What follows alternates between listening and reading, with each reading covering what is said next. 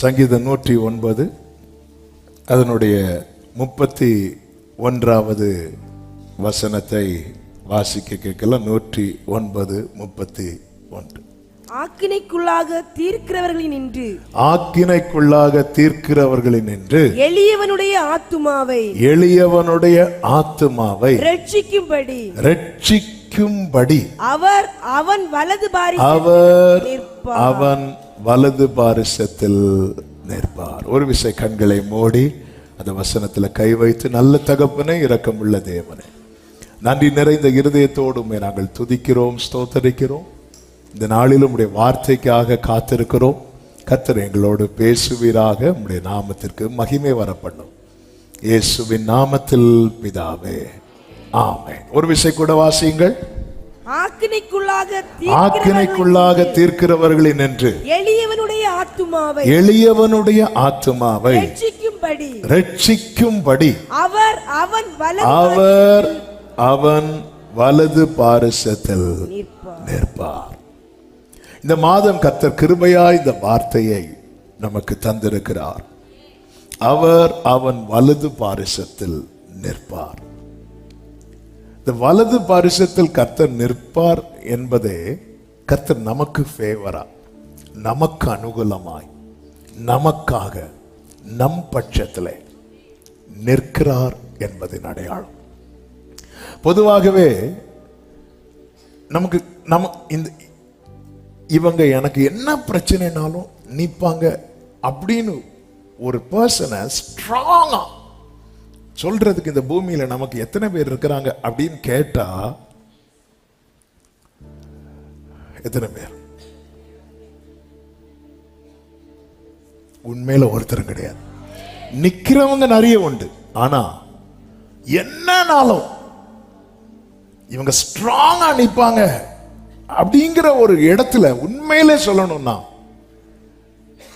யாரும் கிடையாது. அதுதான் உண்மை. நமக்காக பரிதவிக்கிறவங்க இருப்பாங்க, நமக்காக அழுறவங்க இருப்பாங்க, நமக்கு ஒரு நிலைமை இப்படி ஆயிட்டே நினைச்சு ஃபீல் பண்றவங்க இருப்பாங்க. ஆனா நமக்காக அந்த இடத்துல நிக்கிறதுக்கு யாருமே கிடையாது. ஆனால் அந்த இடத்துல யாருக்கு மட்டும்தான் நிக்க முடியும்னு கேட்டா, நம்மை தெரிந்தெடுத்த, நாம் ஆராதிக்கிற நம் ஆண்டவராகிய இயேசு கிறிஸ்துவால மட்டும்தான். அப்போ அவர் என் வலது பக்கத்துல நிற்பதற்கு நான் என்ன செய்யணும்னா, என் வலது பக்கத்துல வேற யாரையும் வச்சிருக்க கூடாது. ஆமே. அவர் நிக்க வரும்போது இல்லப்பா இடம் இல்லைன்னு சொல்லிட்டு அவர் போயிட்டாருன்னா எப்படி இருக்கும்? அவர் என் வலது பக்கத்திலே நிற்பதற்கு, அதாவது தேவன் நமக்கென்று இடத்தை வைத்ததுனாலதான் நம்ம உட்கார்ந்து இருக்கிறோம். ஒருவரை ஒருவர் மிதிக்கத்தக்க கூட்டம் எங்க இருக்குதுன்னா கப்பர்நகூம்ல இயேசு இருந்த வீட்டுல இருக்கு. இயேசு உள்ள இருக்கிறார், ஜனங்கள்லாம் அப்படி நெருங்கி நிக்கிறாங்க. ஆனா நீங்க கவனிச்சீங்கன்னா தெரியும், ஒரு ஸ்பேஸ் காலியா இருக்கு. எந்த ஸ்பேஸ்னா இயேசுவுக்கு முன்னாடி ஒரு சின்ன கேப். இந்த கேப் ஆண்டவர் ஏன் காலியா வச்சிருக்கிறாருன்னா, ஒருத்தனை தூக்கிட்டு வர போறாங்க. யார? திமிராத காரணம். நீங்க கொஞ்சம் யோசித்து பாருங்க. இயேசுவை நெருக்கிட்டு ஆட்கள் இருந்திருப்பாங்கன்னா அந்த கட்டில் எங்க இறக்கி வச்சிருப்பாங்க? இப்படி எல்லாம் நீங்க இருந்திருப்பாங்கன்னா தலையில தான் வச்சிருக்க முடியும். அப்போ ஒருத்தனை எழுப்பி விட்டு 4 பேரை தூக்கிட்டு தான் போக வேண்டிய சூழ்நிலை வரும். ஆனா ஒரு ஸ்பேஸ் ஆண்டவர் வச்சிருக்கிறார். கொஞ்சம் அதுல உட்கார்ந்துக்கோங்க. யாருக்காக? ஒரு 4 பேர் ஒருத்தர் தூக்கிட்டு வர போறாங்க. என்னைக்குமே புரிந்து கொள்ளுங்கள், கோடி கோடி ஜனங்கள் அவர்கிட்ட நெருங்கி வந்தாலும் நீங்க தெரிந்தெடுக்கப்பட்டவர்கள் என்றால் அவரிடத்துல உங்களுக்கு ஒரு இடத்தை கர்த்தர் வைத்திருக்கிறார். அந்த ஸ்பேஸ் இருந்ததுனாலதான் இன்னைக்கு நாம இருக்கிறோம். அது போலதான் நம் பக்கத்திலே அவர் நிற்பதற்கு நாம இடத்தை கொடுக்கணும். அந்த இடத்துல நாம இன்னொரு பர்சனை பார்க்கவே முடியாது, பார்க்க கூடாது, முடியாது. அப்படி பார்த்து ஏமாந்து ரொம்ப எதிர்பார்க்கிறவங்க தான் ரொம்ப ஏமாறுவாங்க. கொஞ்சம் எதிர்பார்க்கிறவங்க கொஞ்சம் ஏமாறுவாங்க. கொஞ்சமும் எதிர்பார்க்காதவங்க ஏமாறவே மாட்டாங்க. இந்த கொஞ்சம் எதிர்பார்க்காதவங்க நிலைக்கு ஒருத்தங்க வரணும்னா அவங்க வாழ்க்கையில நிறைய ஏமாற்றப்பட்டிருக்கணும். ஹல்லேலூயா.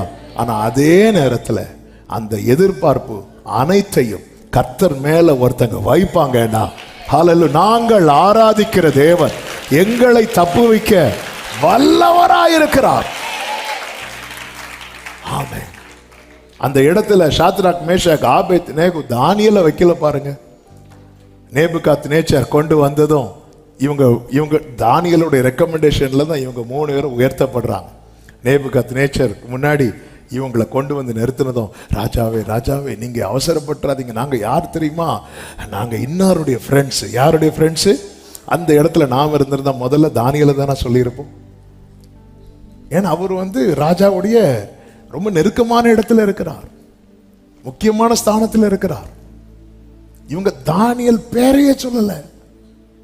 நமக்கு தெரிஞ்சவங்க பெரிய பெரிய ஸ்தானங்கள்ல இருப்பாங்க, நல்ல உயர்ந்த நிலையில இருப்பாங்க, நல்ல ஆள்பலம் பணபலம் உள்ளவர்களாகவும் இருப்பாங்க.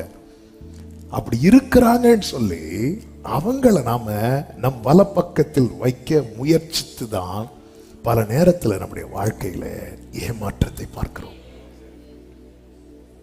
இது ஆண்டவருக்குரிய இடம், இது என் தேவனுக்குரிய ஸ்தானம். எனக்கு தெரிஞ்சவங்க 1000 பேர் இருந்தாலும் நான் அசைக்கப்படக்கூடாதுன்னா என் பக்கத்துல அவர் மட்டும்தான் நிற்கணும். தாவீது அந்த ஸ்பேஸை எப்படி கொடுக்கிறார் தெரியுமா? 142வது சங்கீதம் அதனுடைய 4வது வசனத்தில் எப்படி சொல்லப்பட்டிருக்கிறது? வலது புறமாய் கண்ணோக்கி பாரும் என்னை அறிவார் ஒருவரும் இல்லை. தாவீது கூட எத்தனை பேர் இருந்தாங்க? 600 பேர் இருந்தாங்க. தாவீதோடு கூட இந்த பராக்கிரமசாலிகள் எத்தனை பேர்? 3 பேர். தாவீதோடு கூட இருந்தவர்கள் 600 பேர். அதுலயும் க்ளோஸா பராக்கிரமசாலிகள், தாவீதுக்காக என்ன செய்யறதற்கு 3 பேர். அவங்க என்ன செய்வாங்க தாவீதுக்காக? பெலிஸ்தியர் பெத்லகேம் கிணத்தை சுத்தி பாளையம் போட்டு இருக்கிறாங்க. அப்ப அந்த கிணத்துல இருக்கிற தண்ணி தாவீது குடிக்கணும்னு ஆசை இருக்கு. அப்ப தாவீது சொல்றாரு, இந்த தண்ணி கிடைச்சா நல்லா இருக்கணும். 3 பேர் உயிரை பணையம் வைத்து போய் எடுத்துட்டு வருவாங்க. அப்ப தாவீதுக்காக என்ன ஆனாலும் நான் செய்வேன் அப்படின்னு இருக்கிறவங்கள கூட தாவீது தன் வலப்பக்கத்துல வைக்கல.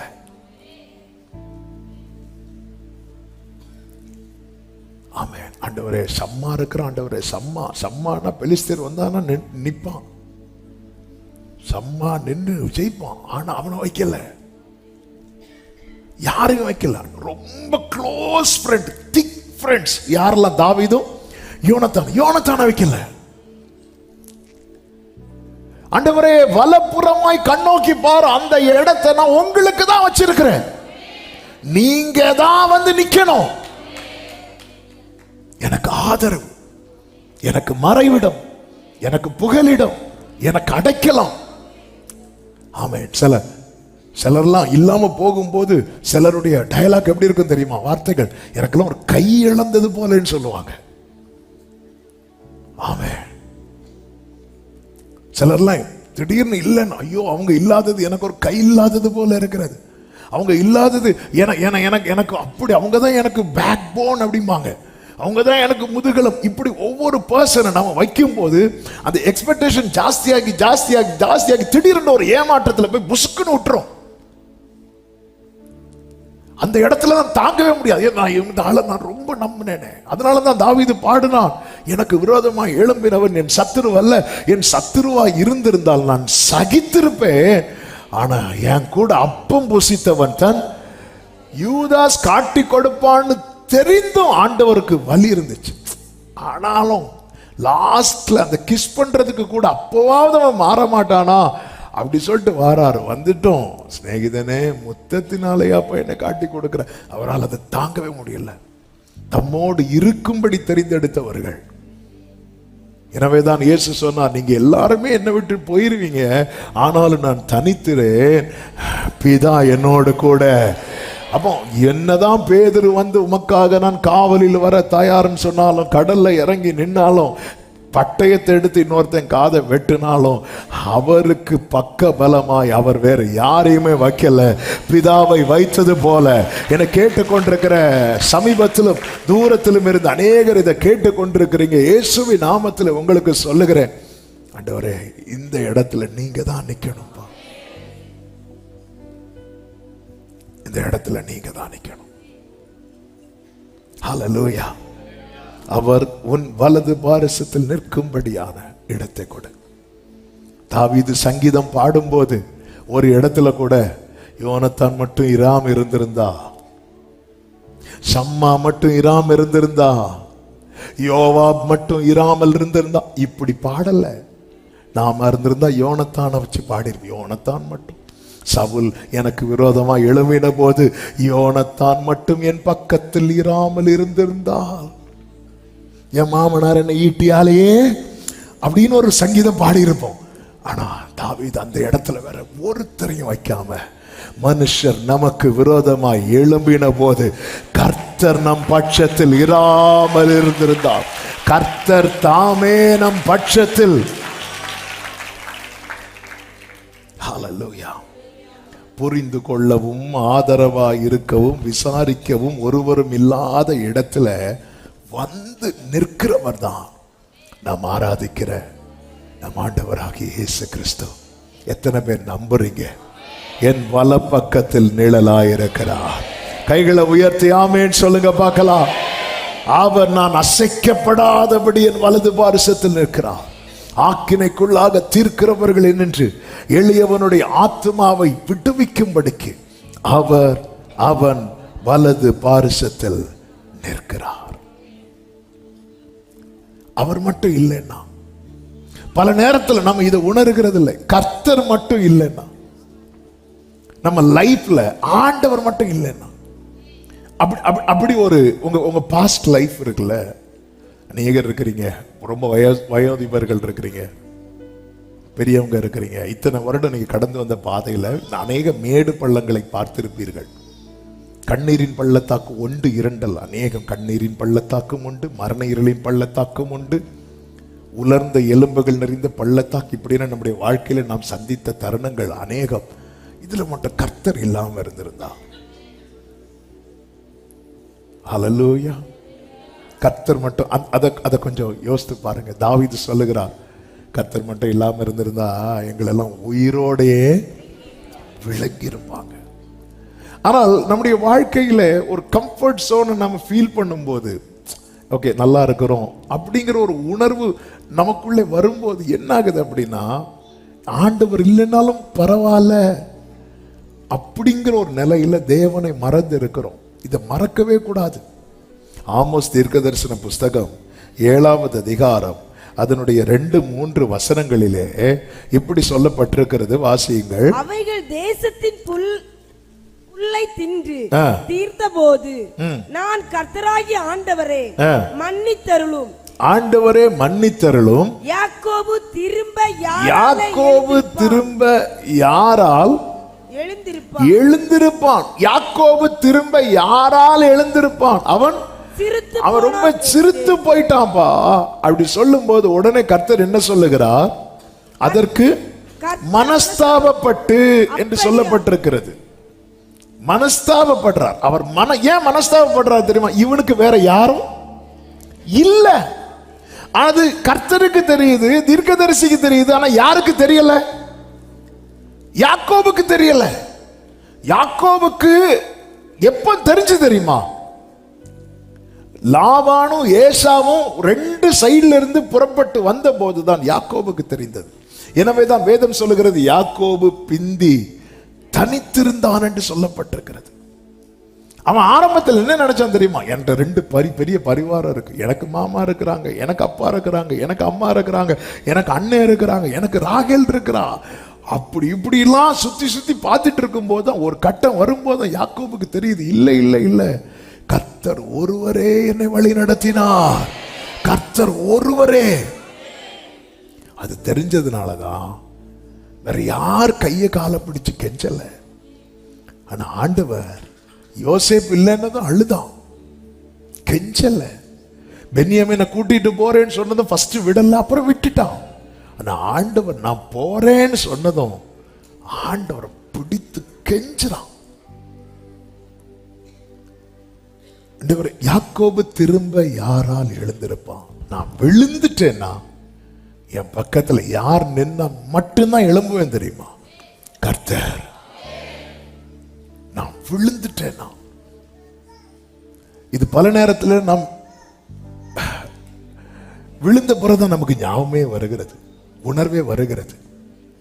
புரிந்து இதுதான் தாவீது சொல்றார், ஆண்டவர் என் பக்கத்துல கர்த்தரை நான் எப்பொழுதும் எனக்கு முன்பாக வைத்திருக்கிறேன், அவர் என் வலது பாரிசத்தில் இருக்கு. இந்த பிரையாரிட்டி நான் ஆண்டவருக்கு எவ்வளவுக்கு எவ்வளவு பிரையாரிட்டி கொடுக்கிறேனோ, முக்கியத்துவம் கொடுக்கிறேனோ, அந்த அளவுக்கு நான் அசைக்கப்படாதபடிக்கு அவர் என் பக்க பலமாயிருப்பார். எளியவன் என்று சொல்லப்பட்டிருக்கிறதுக்கு காரணம் என்னவென்றால், எளியவனுக்கு உதவும்படிக்கு யாருமே ஈஸியா வரமாட்டாங்க. உண்மையிலே எளியவனுடைய நிலையை குறித்து வேதம் அழகாய் சொல்லுகிறது பாருங்கள். பிரசங்கி 5வது அதிகாரம் அதனுடைய 8வது வசனத்தை வாசியுங்கள். ஒரு தேசத்தில் ஏழைகள் ஒடுக்கப்படுகிறதையும் நியாயமும் நீதியும் புரட்டப்படுகிறதையும் நீ காண்பாயானால் அதை குறித்து ஆச்சரியப்படாதே. உயர்ந்தவன் மேல் உயர்ந்தவன் காவலாளியாய் இருக்கிறார், அவர்கள் மேல் உயர்ந்தவரும் ஒருவரும் உண்டு. அப்போ எளியவன் அப்படின்னாலே ஒடுக்கப்படுகிறவன், அவன் நீதி நியாயம் புரட்டப்படும். ஏன்னா அவனுக்கு என்று கேட்பதற்கு யாருமே இருக்க மாட்டாங்க. அப்ப இதெல்லாம் கர்த்தர் சொல்லிவிட்டு என்ன சொல்றாருன்னா, இங்க பாரு மேல ஒருத்தர் இருக்கிறார் அப்படிங்கிறார். என்ன அதன் அர்த்தம்? எளியவனுக்கு ஏதாவது வரணும்னா அது எங்க இருந்தா வரணும் தெரியுமா? பரத்துல இருந்துதான். ஆண்டவர் இனி எனக்கு ஒரு ஒத்தாசை வரணும்னா அது உங்ககிட்ட இருந்து மட்டும்தான்ப்பா உண்டுன்னு சொல்றவங்க ஆமேன் சொல்லுங்க பார்க்கலாம். ஆமோஸ் 8வது அதிகாரம் 4-5 வசனங்களிலே நீங்கள் பார்த்தீர்கள் என்றால் தெரியும். தேசத்தில் சிறுமைப்பட்டவர்களை ஒழிய பண்ண எளியவர்களை விழுங்கி நாங்கள் ஒரு மரக்காலை குறைத்து சேக்கல் நிறைய அதிகமாக்கி கள்ள தராசினால் வஞ்சித்து தரித்திரரை பணத்திற்கும், அடுத்த ஒரு வார்த்தை இருக்கு பாருங்கள், எளியவர்களை ஒரு ஜோடு பாதரட்சைக்கும் கொள்ளும்படிக்கு என்று சொல்லப்பட்டிருக்கிறது. அப்போ உண்மையிலேயே நீங்க கவனிச்சீங்கன்னா எளியவனுக்கு மனுஷன் கொடுக்கிற மதிப்பு என்ன தெரியுமாங்க? ஒரு ஜோடி பாதரட்சை. சிம்பிளா சொல்லணும்னா செருப்புக்கு கொடுக்கிற மரியாதை கூட இன்னைக்கு ஒன்றுமில்லாத மனிதர்களுக்கு அநேகர் என்ன செய்கிறது இல்லை தெரியுமா? கொடுக்கிறது இல்லை. அல்லேலூயா. ஒண்ணுமே இல்லை, ஆனா நம்ம உறவுகள் வீட்டுக்கு தான் போவோம். நம்மளை பார்க்கும்போது அவர்கள் பார்வையே தெரியும். இதெல்லாம் கர்த்தர் கேட்கிறார், பார்க்கிறார். நான் எதுக்கு இதை சொல்றேன் அப்படின்னா, மனுஷன் பார்க்கிறபடி பார்க்காத ஒரு தேவன் நமக்கு இருக்கிறார். மனுஷன் இப்படிதான் பார்ப்போம். உங்களுக்கு ஒண்ணுமே இல்லையா? பல நேரத்துல அந்த செருப்புக்கு கொடுக்கிற மரியாதை கூட கிடைக்காது. ஒண்ணுமே இல்லை, உங்க நீதியெல்லாம் ஈஸியா புரட்டி போடும். ஒண்ணுமே இல்லாதவர்களுடைய அழுகையை வந்து யாருங்க ஏன் அழுறேன்னு கேட்பாங்க. ஆகாருக்கு தண்ணீர் தீர்ந்த போது அவள் இருந்து அழுது கொண்டிருக்கிறாள். யாராவது வந்து ஏன் அழுறேன்னு கேட்டாங்களா? இல்லை. ஆனா அந்த இடத்துல கர்த்தர் தான் வருகிறார். இந்த நாளிலே நம்பிக்கை எல்லாம் இழந்து இந்த சத்தத்தை யாராவது கேட்டுக்கொண்டிருப்பீங்கன்னா, உங்க பக்கத்துல நிற்பதற்காகவே ஒருவர் இருக்கிறார். அவர் ஆக்கினைக்குள்ளாக தீர்க்கிறவர்களை நின்று எளியவனுடைய ஆத்துமாவை விடுவிக்க அவன் வலது பாரிசத்தில் இருக்கிறவர். சத்தம் ஆமென் சொல்லுங்க பார்க்கலாம். எனவேதான் புலம்பல் 5 சொல்லப்பட்டிருக்கிறது. 1வது வசனத்தில் இப்படி செபிக்கிறான் எரேமியா. புலம்பல் 5:1 கர்த்தாவே எங்களுக்கு நேரிட்டதை நினைத்தருளும், எங்கள் நிந்தையை நோக்கி பாரும். எங்களுக்கு என்ன நடந்துச்சுன்னு பாருங்கப்பா. ஆண்டவர் எங்களுக்கு கொடுக்கிற மதிப்பு ஒரு ஜோடி செருப்புக்கு என்ன கொடுக்க அப்படிதான் கொடுக்கிறாங்க. எங்களுக்கு நேரிட்டதை நினைத்தருளும். ஆமென். எங்கள் நிந்தையை நோக்கி பாரும் சொல்லிட்டு அவங்க வலிய சொல்றாங்க பாருங்க. 5வது வசனத்துல பாரம் சுமந்து எங்கள் கழுத்து நோகிறது. எங்க கழுத்தெல்லாம் வலிக்குது.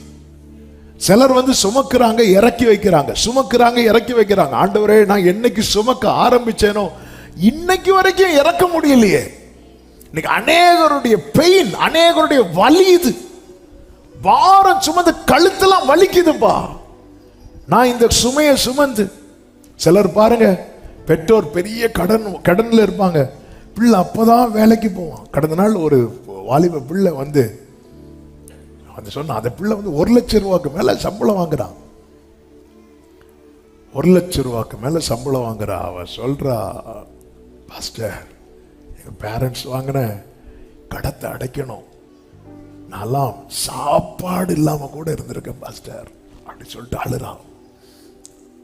அவன் வாங்குற சம்பளத்துக்கு நல்லா இருக்கலாம், ஆனா வந்து அந்த நுகம் என்ன ஆகுது அப்படின்னா, அந்த பிள்ளைக்கு தோல்ல வந்து அந்த கழுத்தை வலிக்குது. பாரம் சுமந்து எங்கள் கழுத்து நோகிறது. நாங்க உழைக்கிறோம், எங்களுக்கு என்ன இல்லை தெரியுமா? இளைப்பாறுதல் இல்லை. ஒரு மகனை குறித்து பெற்றோர் கண்ணீரோடு சொன்னாங்க, எங்க பையன் அவன் காலைல போய் படிக்கிறான், ஈவினிங் ஒரு இடத்துல வேலை பார்க்கறான், நைட் இன்னொரு இடத்துல வேலை பார்க்கறான், எப்ப தூங்குவான்னு கேட்டேன். காலைல 4 மணிக்கு வருவான், ஒரு 3 மணிக்கு தூங்குவான், திரும்ப எழும்பி காலேஜுக்கு போவான், திரும்ப ஈவினிங் வருவான், உடனே வேலைக்கு. ஏன்? வீட்டில் அப்படி கடன் சுமை, அவ்வளோ பாரம். பாரம் சுமந்து எங்கள் கழுத்தெல்லாம் நோகுது. நாங்க உழைச்சிட்டு தான் இருக்கிறோம், எங்களுக்கு என்ன இல்லை? இளைப்பாறுதல் இல்லை. ஒரு எளியவனுடைய நிலை. எளியவன் யார் தெரியுமா? இளைப்பாறுதல் இல்லாதவன். ஏன்னா அவனுக்கு சப்போர்ட் பண்ண, அவனுக்கு கை தூக்கி விட நீங்க ரொம்ப கஷ்டப்படும் போது உங்க கூட வராதவங்களெல்லாம் நோட் பண்ணி வச்சுக்கோங்க. எதுக்கு தெரியுமா? பனிஷ் பண்றதுக்கு இல்ல. நீங்க நல்லா வாழ்ந்திருக்கும் போது உங்க கை நீட்டி அவங்களுக்கு சிலதை கர்த்தர் செய்ய வைப்பார். அப்பொழுது கர்த்தருக்கு தேங்க் பண்ணுவதற்காக.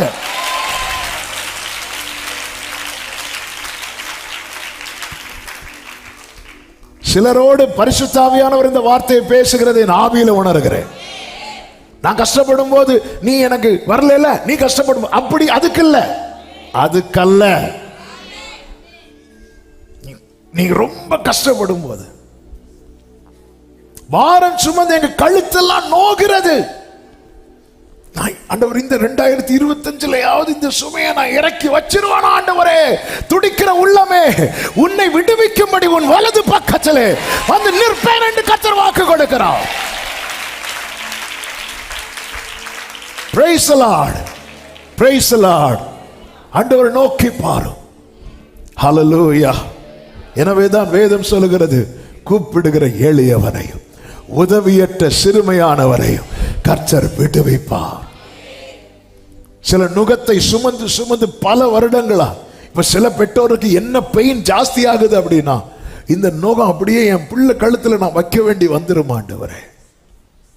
ஹல்லேலூயா. பிள்ளைங்கள்ல நிறைய பிள்ளைங்க உத்தரவாதம் எடுக்கிறாங்க, அதுக்காக நான் ஆண்டவர் ஸ்தோத்திரிக்கிறேன். அநேக பிள்ளைங்க வந்து உதாசீனமா இருக்கிறாங்க.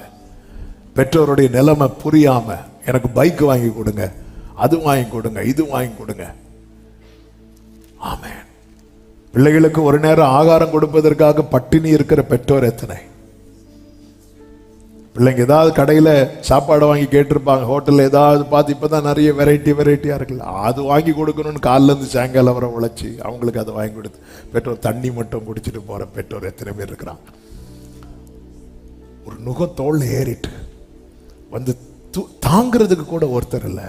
அப்பம் பெருகு பண்ணி கொடுக்கும் போது ஆமென், எத்தனை பேர் வந்தாங்க தெரியுமா? இயேசு எங்க வீட்டுக்கு வாங்க, எங்க வீட்டுக்கு வாங்க, எங்க வீட்டுக்கு வாங்க. இயேசுவை அப்படியே கழுதை மேல ஏற்றி ராஜாவாக்கி என்னெல்லாமோ அழகு பார்க்க ஜனங்கள் துடித்தாங்க. இயேசு சிலுவையை சுமந்து கொண்டு போகும்போது ஒருவர் கூட வரவில்லை. வேதம் சொல்லுகிறது, ஒருவரும் இல்லை என்று அவர் ஆச்சரியப்பட்டாராம். ஏன்னா அவருக்கு தெரியும், இப்போ என் தோல்ல இருக்கிறது நுகம், ஆனா ஒருத்தரும் வரமாட்டாங்க, ஒருத்தர் வரமாட்டாங்க. ஆனா ஒருவரும் இல்லை என்றாலும் பிதா எப்போதும் என்னோடு இருக்கிறார். பிதா எப்போதும் என்னோடு இருக்கிறார். பாரம் சுமந்து எங்க கழுத்தெல்லாம் வலிக்குது. ஹல்லேலூயா, ஹல்லேலூயா. எத்தனை விதமான பாரம். சின்ன பிள்ளைங்க கையில இருப்பாங்க, புருஷன் தள்ளிட்டு போயிருப்பார், அல்லது புருஷன் இறந்து போயிருப்பாங்க. அந்த பிள்ளைகளை வச்சுட்டு எவ்வளோ பாரம், எத்தனை நிந்தை. அப்படிப்பட்ட சகோதரிகள்லாம் சந்திக்கிற நிந்தையை, சமுதாயத்தில் சந்திக்கிற பலவிதமான பிரச்சனைகள், அதெல்லாம் சுமந்து சுமந்து சுமந்து சுமந்து எப்படியாவது என்னைக்காவது எனக்கு ஒரு நாள் இளைப்பாறுதல் கிடைக்கும், என்னைக்காவது இந்த கண்ணீரின் பள்ளத்தாக்குல இருந்து நான் வெளியே வந்துடுவேன். கடன், தேவையில்லாத கடன், புருஷன் வாங்கி வச்ச கடன், நெருக்கும் போது புருஷன் போயிடுறது எங்கேயாவது. கடைசியில் ஃபேஸ் பண்றது உள்ள யாருன்னா மனைவி. அதே போல குடும்பத்தில் யாரோ வாங்கி வச்ச கடன், சிலருக்கு ஜாமீன் நிக்க போய், சிலருக்கு பேர்ல தெரிஞ்சவங்க தான் கொடுங்கன்னு சொல்லி, இப்படி எத்தனை பேர் மாட்டி இருக்கிறாங்க. சில சில சில நுகம் வந்து பல வருடங்களாய் அது என்ன ஆகுதுன்னா அவங்களை அப்படி அப்படி அப்படி இழைத்து போக பண்ணுகிறது. ஏன்னா இளைப்பாறுதல் இல்லை, இழைத்து போக பண்ணி நிறைய பேர் அவங்க நல்லா தான் இருப்பாங்க, நல்லா இருந்திருப்பாங்க, நல்லா இருந்த வாழ்க்கை, ஆனா கழுத்துல ஏறின ஒரு நுகம் நினைச்சு கூட பார்த்திருக்க மாட்டாங்க. எனக்கு எல்லாத்தையும் ஃபேஸ் பண்ண வேண்டி இருக்கிறது, எல்லாவற்றையும் ஃபேஸ் பண்ண வேண்டி இருக்கிறது. ஹல்லேலூயா. கடந்த நாள்ல ஒரு ஒரு தாயார் மகள் வந்தாங்க. அந்த மகா சொல்றாங்க, ஒரு எங்க அம்மாவுக்கு முதுகுல ஒரு சின்ன கிராக் இருக்கு. சரி, 3 வருஷத்துக்கு மேல ஆகுது. ஓகே, அவங்க அதை சரி பண்ணவே இல்லை. ஏன் சரி பண்ணல? அந்த சரி பண்ற காசுல தான் எங்களை படிக்க வச்சாங்க அப்படின்னு.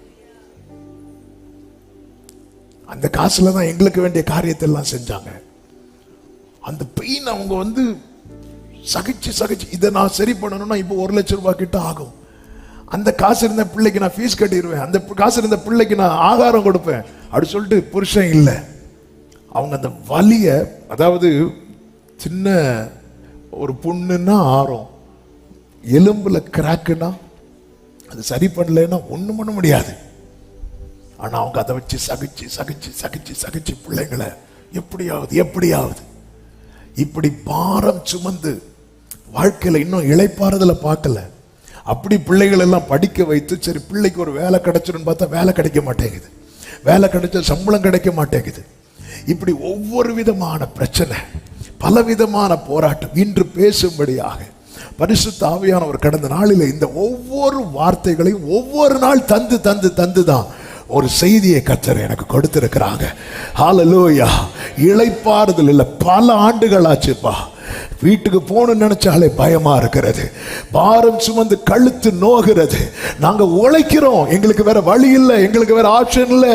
எனக்கு உடம்பு சரியில்லைன்னு படுத்தா ஒரு நாள் சம்பளம் கட் ஆகுது. அந்த ஒரு நாள் சம்பளம் கட் ஆச்சுன்னா ஹேண்டில் பண்ண முடியாது, ஹேண்டில் பண்ண தெரியாது. ஹல்லேலூயா, ஹல்லேலூயா, ஆமென், ஆமென். இதுல இருந்து என்னால விடுதலை தர முடியுமா? இதுல இருந்து வெளியே கொண்டு வர முடியுமா? பிரியமான கர்த்தருடைய பிள்ளைகளே, ஹல்லேலூயா. என் தேவனால் கூடாத காரியம்.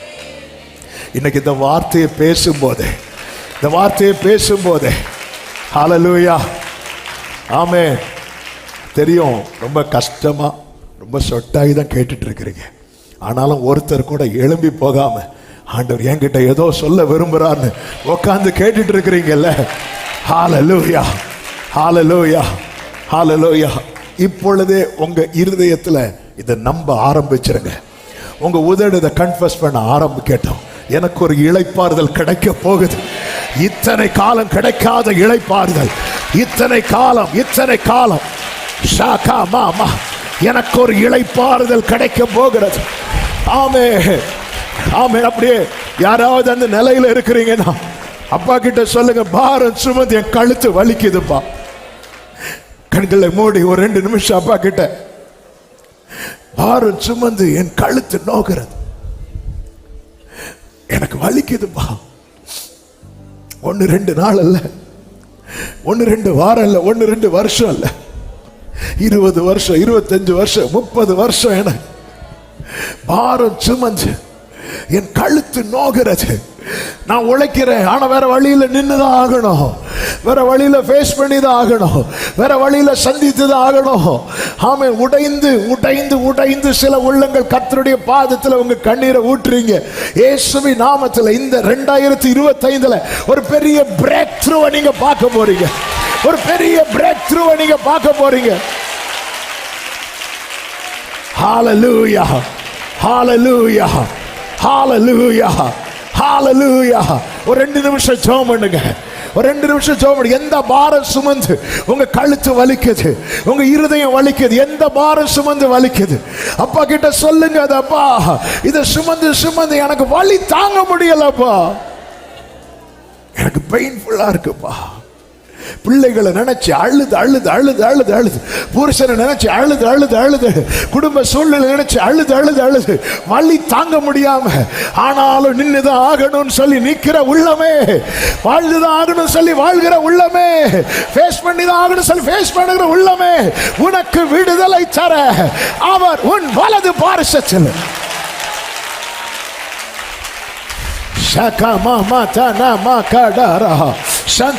கர்த்தர் வருவார், கர்த்தர் நிக்க வைப்பார். எனக்கு ஒரு விடுதலை கிடைக்க போகிறது, எனக்கு ஒரு விடுதலை கிடைக்க போகிறது. இந்த நம்பிக்கையோடு இந்த நுகம் எடுபடுகிறது. பாரம் சுமந்து வலி தாங்க முடியாம அங்க இருந்து கேட்டுக்கொண்டிருக்கிற உள்ளமே, உன்னோடு தீர்க்க தரிசனமா இந்த வார்த்தை உரைக்கப்படுகிறது.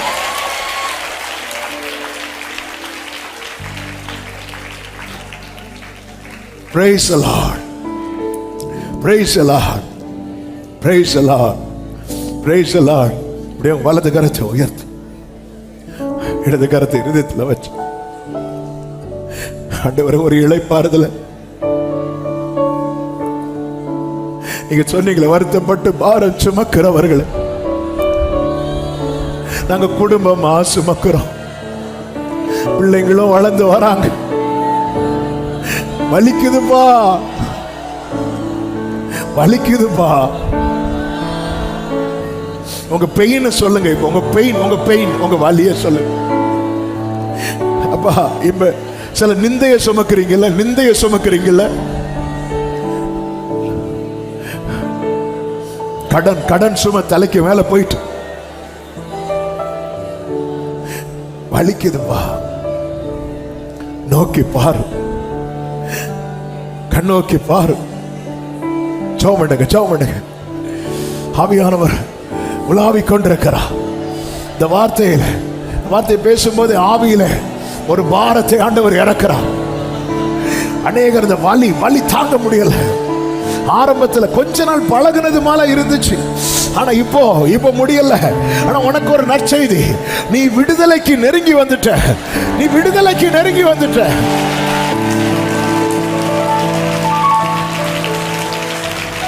நெருங்கி வந்துட்ட. சில தீராத வியாதி, ரொம்ப வருஷமா மெடிசின் எடுத்து இப்ப மெடிசின் இல்லாம முடியலைங்கிற நிலை. உழைக்கிறோம்பா, இளைப்பாறுதல் இல்ல. பாரம் சுமந்து எங்கள் கழுத்து நோகிறது. ஆமென். இப்படிப்பட்ட நிலையில யாராவது இருக்கிறீங்கன்னா, இருக்கிற இடத்த வலது கரத்தை வைத்து உங்களுக்காக செபிக்க விரும்புறேன். ரொம்ப நாள் இதில் சுமந்து வலிக்குது, வலி தாங்க முடியல.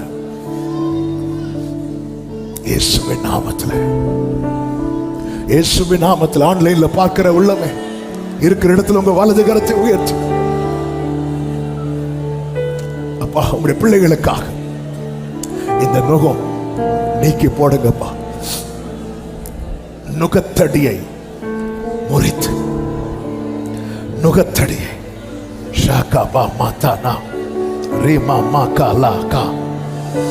Jesus Jesus Jesus Jesus Jesus Jesus Jesus Jesus Jesus. ஓ ராபா மாகா ராபா சந்தானா லாகா ராபா. ஓ ராபா மாகா ராபா சந்தானா லாகா பாபா. ஓ ராமா மாகா டாரே. ஓ ஜீசஸ், நுகத்தடியை கர்த்தர் முறிக்கிறார். ஒரு இளைப்பாறுதல். ஏ மாகா மாமா ஷே மாமா தானா. உங்களால மட்டும்தான் முடியும். யாக்கோபு திரும்ப யாரால் எழுந்திருப்பார்? யாக்கோபு திரும்ப யாரால் எழுந்திருப்பார்? யாக்கோபு திரும்ப யாரால் எழுந்திருப்பார்? என்னை கைவிடா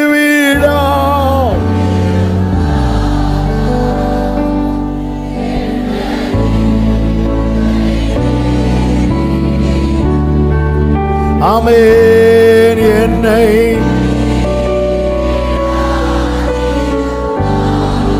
ஜீசஸ்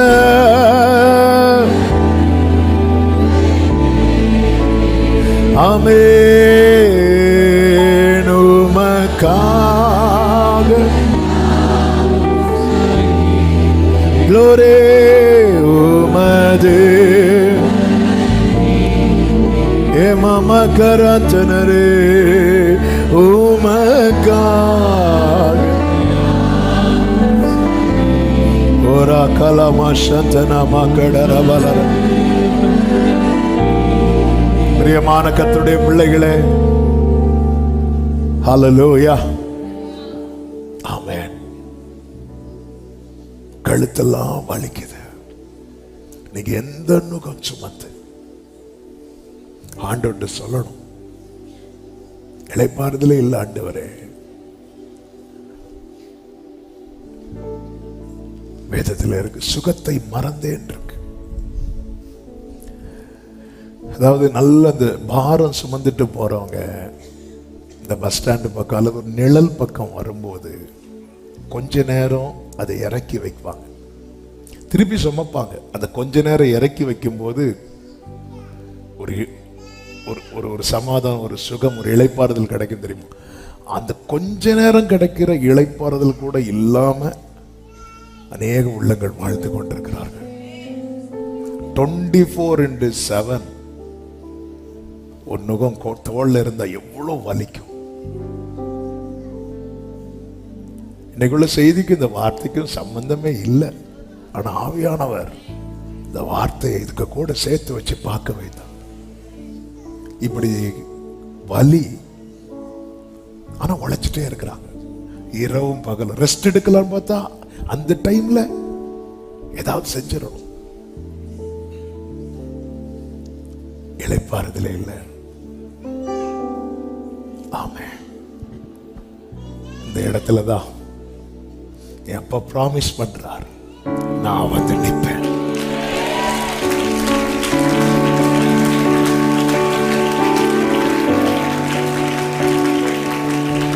என் காலமும் கரத்தில் என்று அறிவே, நீரே என் நம்பிக்கை என்று நான் சொல்வேன். என் காலமும் கரத்தில் என்று அறிவே, நீரே என் நம்பிக்கை என்று நான் சொல்வேன். நீர் வர இன்னும் நான் காத்திருப்பேன், உம் நன்மை கண்டு நான் மகிழ்வேன். நீர் வர இன்னும் ஓம் நன்மை கண்டு நான் மகிழ்வேன். நானோ கர்த்தாவே உம்மை நம்பியுள்ளேன், நீரே என் தேவன் என்று சொன்னேன். அநேகர் சொல்லும் அவதூரை கேட்டேன், ஆனாலும் உம்மை நம்பியுள்ளேன். அநேகர் சொல்லும் ஆனாலும் உம்மை நம்பியுள்ளேன். நானோ கர்த்தாவே. பிரியமான கர்த்தருடைய பிள்ளைகளே, எளியவனுடைய வலது பக்கம். நீங்க வேதத்துல பாருங்க, அதாவது தேவ பிள்ளைங்க ரொம்ப கஷ்டப்படும் போது ஆண்டவர் பக்கத்திலேயே நிற்பதை பார்க்க முடியும். பேதுருவோடு கூட ஆழத்துல புயல் அடிக்கும் போது அவர் கடல் மேல நடந்து வர, ஷாத்ராக் மேஷாக் ஆபேத்நேகோடு கூட அக்கினி சூளையில ராஜாவால உயர்த்தப்பட்டிருக்கும் போது அவர் வந்து விசிட் பண்ணல. ஏன்னா அப்ப விசிட் பண்றதுக்கு நிறைய பேர் இருப்பாங்க. நம்மளை நம்ம பல நேரத்தில் ஆண்டவரை கூட்டத்தில் ஒருவராய் பார்க்கிறோம், நம் உறவுகளில் ஒன்றாய் பார்க்கிறோம். இப்படிப்பட்ட நெருக்கம் வரும்போதுதான் தெரியுது, எனக்கு இருக்கிற ஒரே உறவு அவர் மட்டும்தான்.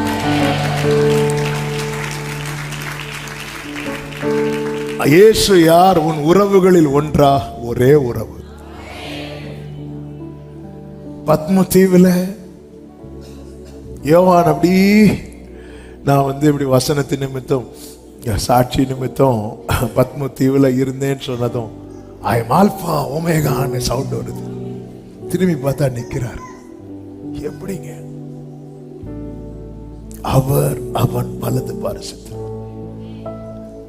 அப்ப வாழ்க்கையில எந்த நிலையில் இருந்தாலும் எளியவன் என்கிற நிலையை அவன் கடக்காமல் போகவே முடியாது. யாரா இருந்தாலும் எளியவன் தான். ஆபிரகாம் செல்வ சீமானா இருந்தாலும் அவனுக்கு என்ன இல்லை? குழந்தை இல்லை. அப்ப அவன் யாரு? எளியவன். ஈசாக்கு வர வர விருத்தி அடைந்தாலும் அவனுடைய வாய்ஸ் அங்க எடுபடாம அவனை என்ன பண்ணாங்க? எல்லாரும் துரத்துனாங்க. அப்ப அவன் யாரு? எளியவன். யாக்கோபுக்கு 2 பரிவாரங்கள் அவன் சம்பாதித்தாலும் இப்போ ஹெல்ப்லெஸ்ஸா எங்க உட்கார்ந்து இருக்கிறான் அப்படின்னா யாபோக்காட்டின் கரையில. தகப்பனுடைய மொத்த ஆசீர்வாதத்தை தன் தலைமையில வாங்கினாலும் வீட்டுல படுக்க முடியாம வனாந்திரத்துல ஒரு கல்லை எடுத்து வைத்து படுக்கிறான். அவன் யாரு? எளியவன். தாவீது ராஜாவாக அபிஷேகம் பண்ணப்பட்டாலும் யுத்த களமானாலும் எந்த சூழ்நிலையானாலும் அவன் தனியா தான் ஃபேஸ் பண்ண வேண்டி இருக்கிறது. அவன் யாரு? எளியவன். ஆமென். இது எளியவன்னா யார் தெரியுமா? Helpless person. அதாவது உதவியற்று நிக்கிறான் தெரியுமா? ஆனா அவனுக்கு உதவி தேவை. எனக்கு ஒரு உதவியும் தேவையில்லை அப்படி சொல்றவங்க, அப்படி சொல்ல யாருக்குமே முடியாது. உதவியற்று நிக்கிறான் தெரியும். அதனாலதான் தாவீது சொல்றாரு, அப்பா என் வலது புறத்தை கண்ணோக்கி பார், என்னை அறிவார் ஒருவரும் இல்லை, என்னை அறிந்தவர் நீர் மட்டும்தான். யாரும் அறியாத நன்றாயறிந்து தேடி தூக்கி எறியப்பட்ட தூக்கி வேண்டும் என்று சொல்லி சேர்த்து கொண்ட நல்ல நேசரே, உம்மழகான கண்கள் முடிந்ததென்று நினைத்தனா. கர்த்தர் செய்கிற ஒரு 5 காரியத்தை நான் வேகமாய் சொல்லி ஜெபிக்க விரும்புகிறேன். 1, அவர் நினைவாயிருக்கிறார். சங்கீதம் 40:17, நான் சிறுமையும் எளிமையுமானவன், கர்த்தரோ என் மேல் நினைவாயிருக்கிறார். எனவேதான் வேதம் சொல்லுகிறது, எளியவன் என்றென்றைக்கும் மறக்கப்படுவதில்லை, கர்த்தரோ என் மேல் நினைவாயிருக்கிறார். தாவீது 31வது சங்கீதத்துல அவனுடைய நிலைமை என்ன சொல்றாருன்னா 12வது வசனத்துல, செத்தவனை போல எல்லாராலும் முழுவதும் மறக்கப்பட்டேன். ஒருத்தங்க இறந்துட்டாங்கன்னு வைங்களேன், நம்ம வீட்டில் ஒரு ஃபங்க்ஷன் இருந்தா அவங்களுக்கு போய் கார்டு வைப்போமா? ஏன் கார்டு வைக்க மாட்டோம்? அவங்க இறந்துட்டாங்க. தாவீதை ஏன் கூப்பிடல? சாமுவேல் வீட்டுக்கு வந்தபோது தாவீதை கூப்பிடல. தாவீதை எப்படி மறந்துட்டாங்க அப்படின்னா, அப்படி ஒரு பர்சனே இல்லை. அப்ப தாவீதுக்கு வயசு எவ்வளவு? 17 வயசு இருக்கும். 20 வயசுக்குள்ளதான் தாவீதுக்கு. சின்ன வயசுலயே எவ்வளவு பிரச்சனைகளை ஃபேஸ் பண்ணி இருக்கிறார். ஒரு மனுஷனுக்கு உண்டாகிற வலிகளில் பெரிய வலிகளில் ஒன்று என்ன தெரியுமாங்க? நாம ஒருத்தங்க, அதாவது நம்ம உறவுகள் சொல்றவங்க நினைவுல நம்ம கொஞ்சமும் இல்லை என்கிற ஒரு நிலையை நாம கேள்விப்படும் போது உண்டாகிற வலி இருக்கு தெரியுமா? ஆமென். எல்லாராலும் அப்படிங்கிறார்.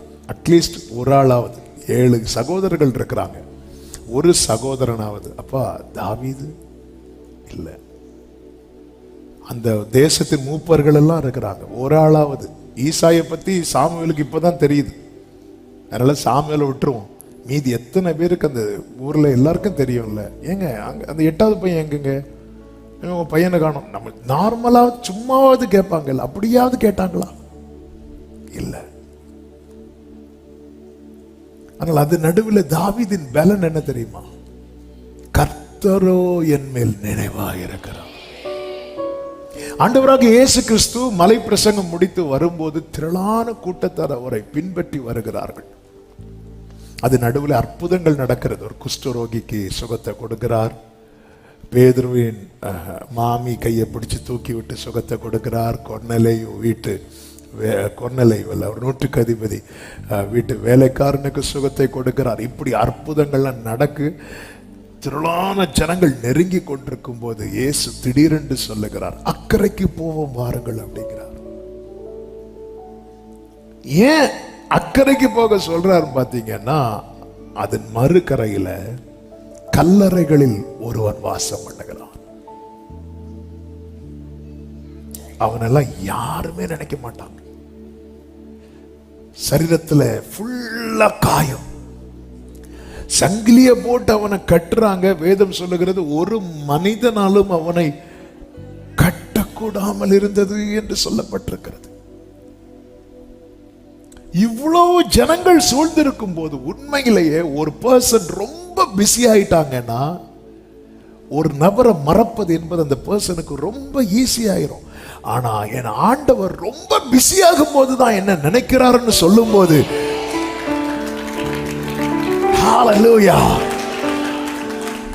நம்ம சும்மா இருக்கும்போது நினைச்சு இல்ல நம்ம ரொம்ப நீங்க ஆனாலும் என்ன கூட மறந்துட்டீங்கன்னா நம்ம நம்முடைய ஆன்சர் பிஸி ரொம்ப பிஸி இவர். ஆனா இவர் ரொம்ப பிஸியா இருக்கும் போது ஒருவரையும் நினைக்காத ஒருத்தர் இருக்கிறான் தெரியுமா? அவன் தான் எளியவன். உங்களை யாருமே நினைக்கல. நீங்க எவ்வளவு பெரிய வசதி படைத்தவங்களா இருக்கலாம், 3 மாடி வீட்டுல குடி இருக்கலாம், உங்களை சுத்தி 10 பில்லோ வச்சு தூங்கலாம், ஆனா தூக்கம் வராது, அது வேற. ஆனா உங்களை நினைக்கிறதுக்குன்னு ஒருத்தரும் இல்லைங்கிற நிலைமையில இருக்கிறீங்க தெரியுமா? நீங்க தான் எளியவன். அந்த எளியவனை நினைக்கிறதுக்கு ஒருத்தர் இருக்கிறார். நீ எந்த பூமியின் கடையாந்திரத்தில் இருந்தாலும் அக்கறைக்கு போவோம் அப்படிங்கிறார். மார்க்கு சுவிசேஷம் 4வது அதிகாரம் அதனுடைய 35வது வசனத்திலே, அன்று சாயங்காலத்திலே அவர்களை நோக்கி அக்கறைக்கு போவோம். அந்த அவர்கள் யாருன்னா சீஷரை நோக்கி என்று சொல்லப்பட்டிருக்கிறது. மத்தேயு 8ல படிக்கும்போது தெரியும், சீஷர்கள் தான் கூட ஏறுவாங்க. அக்கறைக்கு போவோம் அப்படிங்கிறார். அப்படி சொல்லிட்டு அடுத்த வசனத்தில் என்ன சொல்லப்பட்டிருக்கிறது? அவர் ஜனங்களை அனுப்பிவிட்டு, அதன் அர்த்தம் என்ன? ஜனங்க யாரும் போகல, அவர் பிஸியா தான் வச்சிட்டு இருக்கிறாங்க. இயேசு பிஸியா தான் இருக்கிறார். இயேசுக்கு டைம் பாஸ் ஆகிறதுக்காக நம்மளை தேடி வரல. இயேசு பிஸியா தான் இருக்கிறார். அவர் எப்பவுமே பிஸியா தான் இருக்கிறார். 24 மணி நேரமும் தூதர்கள் அவர் புகழை பாடிக்கொண்டு இருக்கும் போதுதான் அவர் அக்கறைக்கு போவோம் என்று சொல்லி அந்த பரலோகத்தை விட்டு இறங்கி நம்மிடத்தில் வந்திருக்கிறார். அக்கறைக்கு போவோம் அப்படிங்கிறார். போகும்போது அவர்கள் ஜனங்களை அனுப்பிவிட்டு அவர் படவில் இருந்தபடியே அவரை கொண்டு போனார்கள் என்று சொல்லப்பட்டிருக்கிறது. போற வழியில் தான் காற்றடிக்குது, கடல் கொந்தளிக்குது. இதெல்லாம் தாண்டி 5வது அதிகாரத்துல கெதரேனே நாட்டுல அவர் கால் எடுத்து அப்படி வைக்கிறார். ஒரு பெரிய குரூசைட முடிச்சுட்டு வரார். பெரிய குரூசைட் அட்டன் பண்ணி தொடங்கியாச்சு. இனி அவருக்கெல்லாம் சின்ன மீட்டிங் செட் ஆகாது.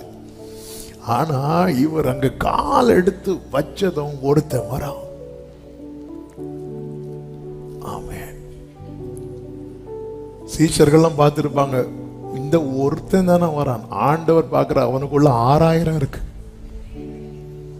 ஆமென். என்ன 6000? இப்ப அடுத்து அந்த பிசாசை மட்டும் அவர் பார்க்கல, பிசாசை துரத்திட்டார். அந்த ஒருத்தனை வச்சு அந்த பட்டணம் ஃபுல்லா காஸ்பலை ஸ்ப்ரெட் பண்ணிட்டார். அந்த இடத்துல ஆண்டவர் வந்து மிஷனரியா பேதுரு, யோவான, யாக்கோபெல்லாம் அனுப்பல. அந்த எளியவனை இந்த பட்டணத்துக்கு. எனவே தான் அந்த 5வது அதிகாரத்தில் நீங்க பார்த்தீங்கன்னா தெரியும், கர்த்தர் அவனுக்கு ஒரு விடுதலை கொடுப்பார் அல்லவா. விடுதலை கொடுத்த பிறகு 5வது அதிகாரம் அதனுடைய 17வது வசனம் பாருங்கள். அப்பொழுது அவர்கள் எல்லைகளை விட்டு போகும்படி அவரை வேண்டிக் கொள்ள தொடங்கினார்கள். அப்படி அவர் படவில் ஏறுகிற பொழுது பிசாசு பிடித்திருந்தவன் அவரோட கூட இருக்கும்படி தனக்கு உத்தரவு கொடுக்க அவரை வேண்டிக் கொண்டான். இயேசு அவனுக்கு உத்தரவு கொடாமல், நீ உன் இனத்தாரிடத்தில் உன் வீட்டிற்கு போய் கர்த்தர் உனக்கு இறங்கி உனக்கு செய்தவைகளை எல்லாம் அவர்களுக்கு அறிவி என்றார். அந்தபடி அவன் போய் இயேசு தனக்கு செய்தவைகளை எல்லாம் தெக்கபோலி என்னும் நாட்டில் பிரசித்தம் பண்ண தொடங்கினார். எல்லாரும் ஆச்சரியப்பட்டார்கள். அந்த ஒருவனை என் ஆண்டவர் யார் தெரியுமாங்க? சின்னவனை 1000ஆகவும் சிறியவனை. இவனுக்கு என்னங்க பேக்ரவுண்ட் இருக்கு? எனக்கு என்ன ஆச்சரியம்னா, நான் நம்புறேன் இயேசு போகும்போது ஒரு செட்டு ட்ரெஸ்ஸோட போயிட்டு இருக்கிறார். ஏன்னா அவன் என்ன இல்லாம இருந்தான்? வஸ்திரம் இல்லாம இருக்கிறான். ஜனங்கள் வந்து பார்க்கும்போது அவன் எப்படி இருக்கிறான் தெரியுமா? வஸ்திரம் தரித்து இருக்கிறான். இந்த ட்ரெஸ் எங்க இருந்து வந்துச்சு? ஆண்டவர் தெளிவா தான் போயிருக்கிறார். தெரியும் அவனுக்கு நான் சுகத்தை கொடுத்துருவேன். இன்னொரு சத்தியத்தை சொல்லவா? அப்பா வந்துட்டாருன்னு வைங்களேன், எது எது இல்லையோ அது எது இருக்கும். ஆமே. சோ பாரம் சுமந்து வலி. இவன் வலியில தன்னைத்தானே என்ன பண்ணுவான் தெரியுமா? காயப்படுத்தி. இந்த பிசாசு பிடிக்கிறதுடைய அது தெரியும். அது வந்து ஒருத்தனை பிடிச்சிட்டு வைங்களேன், அந்த பிசாசு பிடித்திருக்கும் போது அவன் ரொம்ப வயலண்ட் ஆயிரும். வயலண்ட் ஆகி என்னெல்லாமோ செய்ய வச்சுட்டு அந்த பிசாசு கொஞ்சம் சைலண்ட் ஆகும். பிசாசு சைலண்ட் ஆகும்போது இவன் அந்த சுயநினைவு கொஞ்சம் வரும்போது, ஐயா நான் இப்படி பண்ணிட்டேனே, இப்படி நினைச்சு தன்னைத்தானே வருத்தி கொள்வான். ஒருத்தனை வேதனைப்படுத்தி ரசிக்கிறது யார் தெரியுமா? பிசாசு. இதை சொல்லும் போது ஒரு செய்தி சொல்லுங்க, இன்னொருத்தங்க வேதனையை ரசிக்கவே கூடாது. அது சத்துருவா இருந்தாலும். உன் சத்துரு விழும்போது நீ என்ன செய்யாத? சந்தோஷப்படாத. அது சாத்தானுடைய ஐயோ பாரு சொல்லிட்டு இல்லை. யூதாசுக்கு நடக்க போகிற வேதனை அறிந்து இயேசு அழுதார். ஐயோ இவன் இப்படி பிறக்காம இருந்திருந்தா நலமா இருக்கு. இவன் மட்டும் இப்படி பிறக்காம இருந்திருந்தா. இயேசு சொல்லியிருக்கலாம்ல சீஷர்கள்ட்ட, நீங்க சுவிசேஷத்தை பிரசங்கிக்கும் போது யூதாச சொல்லுங்க, என்ன காட்டி கொடுத்தா இப்படிதான். அது சொல்லல. அவர் எதை எல்லா இடத்துலயும் சுவிசேஷமா சொல்லப்படும் சொன்னார் தெரியுமா? ஒருவள் வந்து பாதத்தை முத்தமிட்டாள் பாத்தீங்களா? இது இந்த சுவிசேஷம் சொல்லப்படுகிற இடத்துல எல்லாம் சொல்லப்படும் சொன்னார்.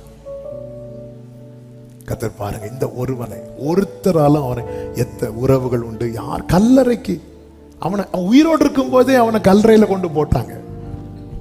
ஆமென். கர்த்தர் நினைக்கிறார் பாருங்க, என்ன நினைக்கிறதுக்கு யார் இருக்கிறா? எனக்கு யாருண்டு கலங்கின நேரத்தில் கரம். லேயாள் பாருங்க, லேயாள் எவ்வளவு ஒரு சிறுமைப்பட்டவள். கடந்த நாளில் இதை கொஞ்சம் யோசிச்சுட்டு இருக்கும்போது ரொம்ப நமக்கே எவ்வளோ பெயினாக இருந்துச்சு. அதாவது ராகேலுக்கு திருமண கார்டு அடிச்சாச்சு. மாமனார் பிளான் என்ன?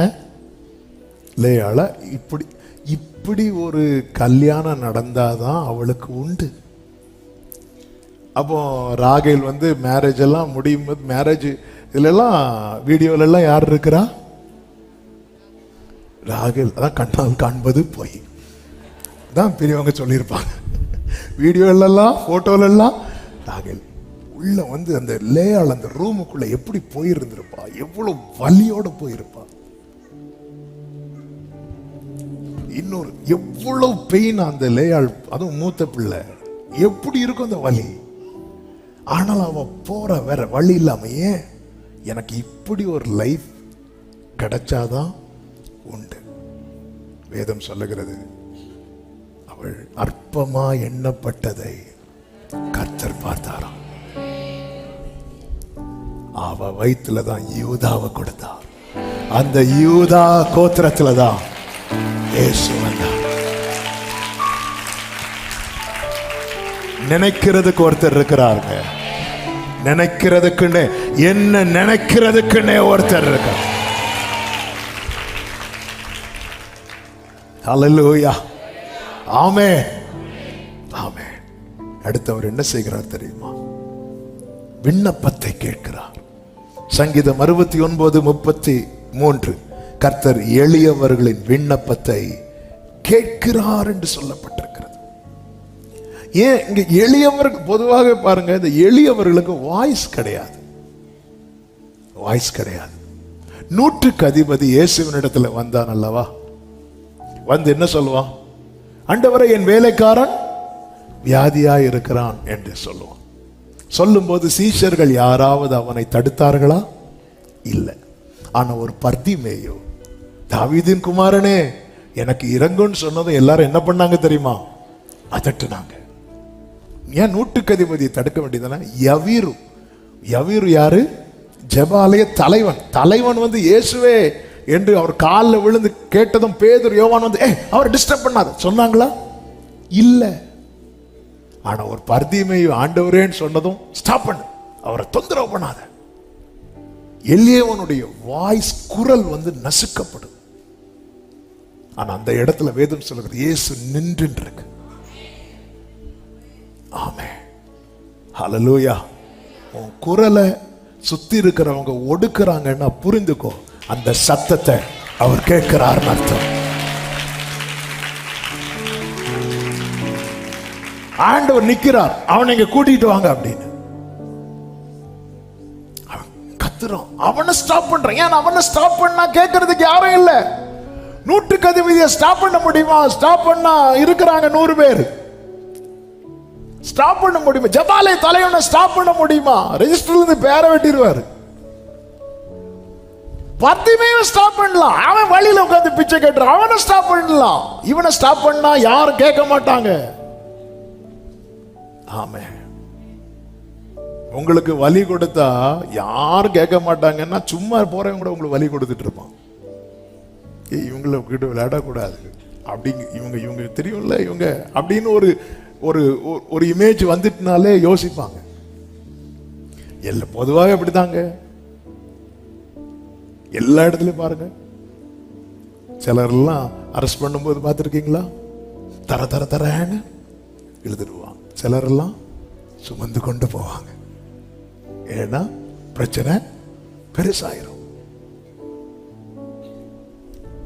கர்த்தர் எளியவர்களின் விண்ணப்பத்தை கேட்கிறார். எளியவர்களின். நீங்க ஒரு ஓரத்தில் இருந்து அப்பா அப்படி நீங்க கூப்பிடும் போது அந்த சத்தம் அவர் காதுல கேட்கும். உங்க குரல் நசுக்கப்படுதுனாலே புரிந்து கொள்ளுங்கள், உங்க ஜெபத்துக்கு பதில் வரப்போகிறது. மூன்றாவதாக சங்கீதம் 12:5 வாசியுங்கள். 12:5, 12வது அதிகாரம் 5வது வசனம். ஏழைகள் பாழாக்கப்பட்டது நிமித்தமும் எளியவர்கள் விடும் பெருமூச்சு நிமித்தமும் நான் இப்பொழுது எழுந்து அவன் மேல் சீறுகிறவர்களுக்கு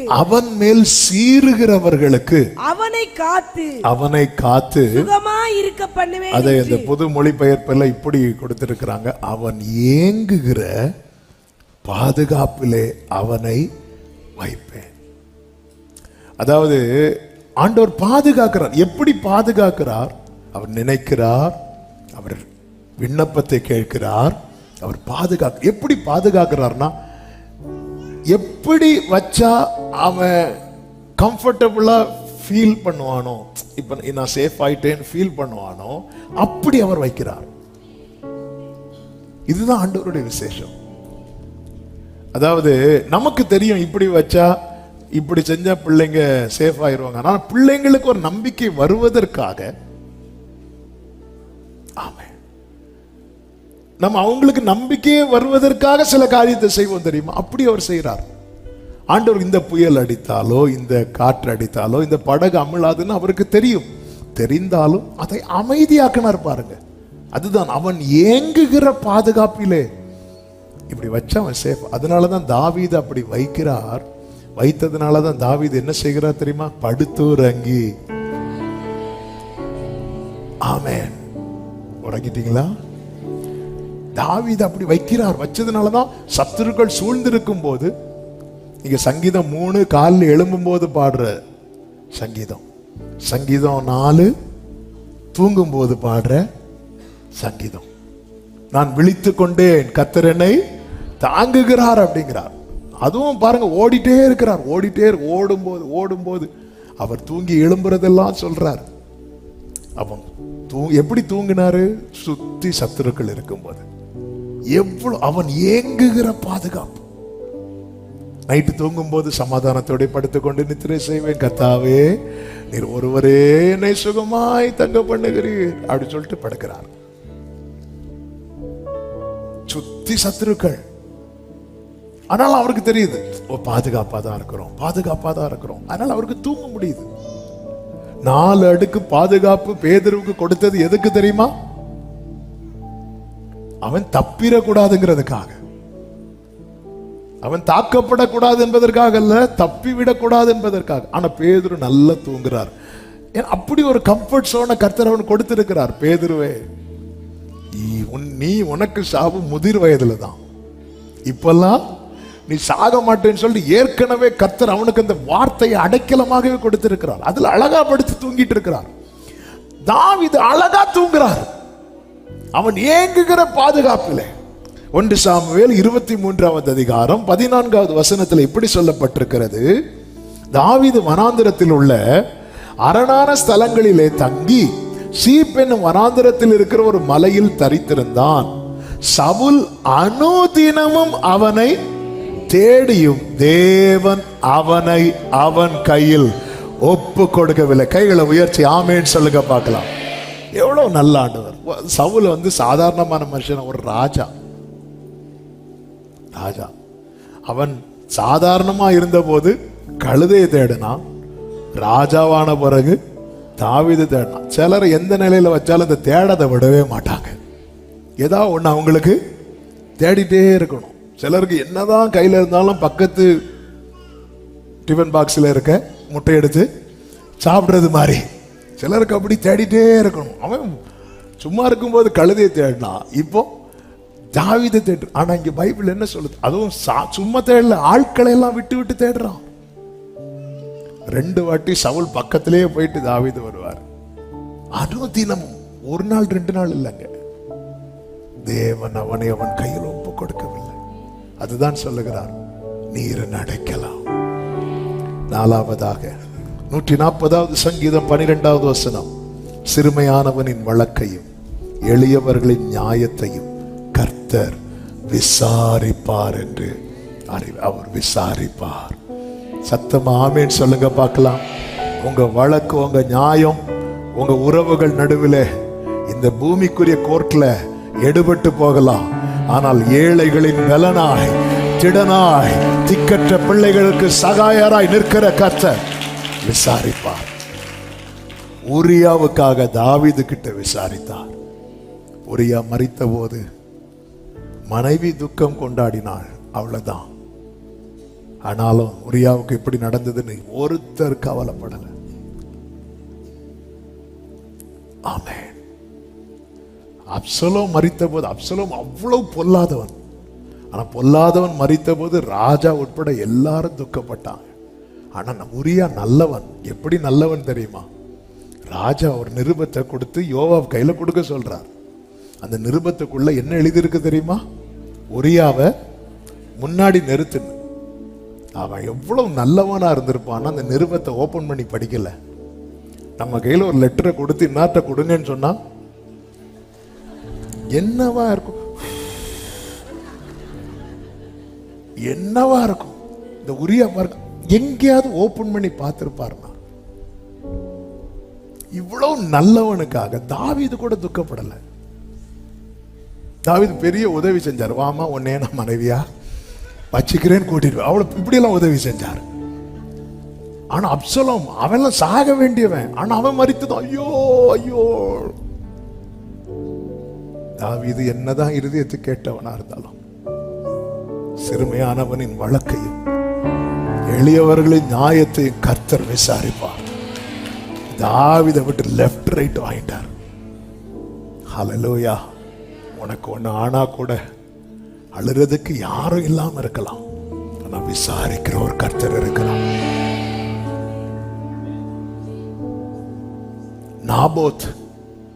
நாபோத்துக்கு திராட்சை தோட்டத்துக்கு மேல ஆகாபுக்கு ஆசை வந்துட்டு கேட்டான். அவர் முடியாதுன்ட்டார். வீட்டுல வந்து உட்காந்து மும்முன்னு இருக்கிறார். ஏசபேல் வாரா. ஆமென். ஆகாபுல அவனுக்கு ஆசை இருந்தாலும் அடக்கிட்டு இருப்பான். இந்த ஏசபேல் உள்ள வந்து போங்க போய் கேளுங்க கேளுங்க, கேட்டு கேட்டு அடி வாங்கிட்டு வருவாரு. ஐயே, இப்படி ஒரு ராஜா இப்படி இருக்கலாமா? அவன் நான் பாத்துக்கிறேன், விடுங்க விடுங்க விடுங்க. 2 பேரை கூப்பிட்டு அவனுக்கு விரோதமா பொய் சாட்சி சொல்ல வச்சு அவனை கல்ல எறிந்து கொண்டு ஆண்டவர் விசாரித்தார் பாருங்க. குடும்பத்தை இல்லாமாக்கிட்டார். எளியவர்கள், சிறுமைப்பட்டவர்கள். இன்னைக்கு உங்களுக்கு ஒரு அட்வொகேட்டை வச்சு நடத்துறதுக்கு உங்க கையில காசு இல்லாம இருக்கலாம். உங்க பட்சத்துல நின்றவங்க எல்லாம் ஆப்போசிட் சைடுல போகலாம். ஆனா அங்க பாருங்க ஆக்கினைக்குள்ளாக தீர்க்கிறவர்களின் என்று எளியவர்களுடைய ஆத்மாவை விடுவிக்க அவன் வலது பாரிசத்துல. ஆமென் சொல்லுங்க பார்க்கலாம். நேரம் போய்விட்டது. 5வது ஒரு காரியத்தை சொல்லி ஜெபிக்கிறேன். 5வது காரியம் என்ன தெரியுமா? கைவிடவே மாட்டார். ஹல்லேலூயா. ஆமென். 3 காரியத்தை சொல்லி ஜெபிக்கிறேன். ஏசாயா 42:16. பாதை தெரியாத போது அவர் கைவிட மாட்டார். ஏசாயா 41:17. ஒண்ணுமே கிடைக்காம போகும்போது அவர் கைவிட மாட்டார். சங்கீதம் 37:32-33. ஆபத்து சூழும் போது அவர் கைவிட மாட்டார். இந்த வசனத்தெல்லாம் வீட்டுல போய் படிச்சிருக்கு. பாதை இவனுக்கு ஒண்ணுமே தெரியல அப்படின்னதும் கைவிட்டுருவாங்க எல்லாரும். அவர் கைவிட மாட்டார். குருடரை அவர்கள் அறியாத வழியிலே நடத்தி, தெரியாத வழியிலே அவர்களை கொண்டு வந்து இப்படி சொல்லிட்டு இந்த காரியங்களை நான் அவர்களுக்கு செய்து கைவிடாதிருப்பேன். அவனுக்கு ஒண்ணும் தெரியலப்பா, நமக்கு ஒண்ணும் தெரியலைனாலே கைவிட்டுருவாங்க. ஒண்ணும் தெரியல. அதாவது சில ஆபீஸுக்கு நம்ம புதுசா போவோம், தெரியாம இருப்போம். தெரியுமா? பரியாசம் பண்ணுவாங்களே தவிர ஹெல்ப் பண்ண மாட்டாங்க. அந்த இடத்துல கைவிட்டுருவாங்க. அவர் சொல்ற, நான் கைவிட மாட்டேன். ஏசாயா 41:17 என்ன சொல்லப்பட்டிருக்கிறது? சிறுமையும் எளிமையுமானவர்கள் தண்ணீர் தேடி அது கிடையாமல் அவர்கள் நாவு தாகத்தால் வருளும் போது அவங்களுக்கு கிடைக்காம டயர்டாகிறாங்க. தெரியுமா? அப்ப நான் கைவிட மாட்டேன். கைவிட மாட்டான். சங்கீதம் 37:32-33. துன்மார்க்கர் நீதிமான் மேல் கண் வைத்து அவனை கொல்ல வகை தேடுகிறான். கர்த்தரோ அவனை இவன் கையிலே கைவிட மாட்டான். ஆபத்து நெருங்கும் போது. அதனாலதான் தாவீது சொல்லுகிறான், நான் துன்பத்தின் நடுவில் நடந்தாலும் நீர் என்னை. ஹல்லேலூயா. நானோ கர்த்தாவே உம்மை நம்பியுள்ளே, நீரே என் தேவன் என்று சொன்னேன். அநேகர் சொல்லும் அவதூறை கேட்டேன், ஆனாலும் கர்த்தர் என் மேல் நினைவாயிருக்கிறார். கர்த்தர் என் ஜெபத்துக்கு பதில் கொடுப்பா. ஆமென். கர்த்தர் என்னை பாதுகாப்பா. கர்த்தர் என் வழக்கை விசாரிப்பா. கர்த்தர் என்னை கைவிடவே மாட்டார். இந்த நம்பிக்கையிலே உறுதியாயிருங்கள். ஆனாலும் உம்மை நம்பியுள் கர்த்தர் கைவிடவே மாட்டா. உங்க வலது பக்கத்துல நிற்கிறா. எத்தனை பேர் நம்புறீங்க? எல்லாரும் அப்படி எழுந்து நிற்கலாமா? நம்பிக்கையோடு இந்த பாடலை பாடி.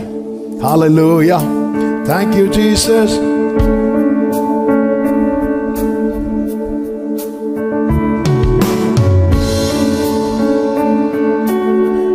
ஆமென். நானோ கர்த்தாவே உம்மை நம்பியுள்ளே, நீரே என் தேவன் என்று சொன்னேன். அநேகர் சொல்லும் அவதூரை கேட்டேன், ஆனாலும் உம்மை நம்பியுள்ளே. அநேகர் சொல்லும் அவதூரை கேட்டேன், ஆனாலும் உம்மை நான் உங்களை நம்பி இருக்கிறேன்பா. நானோ கர்த்தாவே துக்கத்தினால் என் உள்ளம் பாடினது, துயரத்தால் கண்கள் கருத்தது.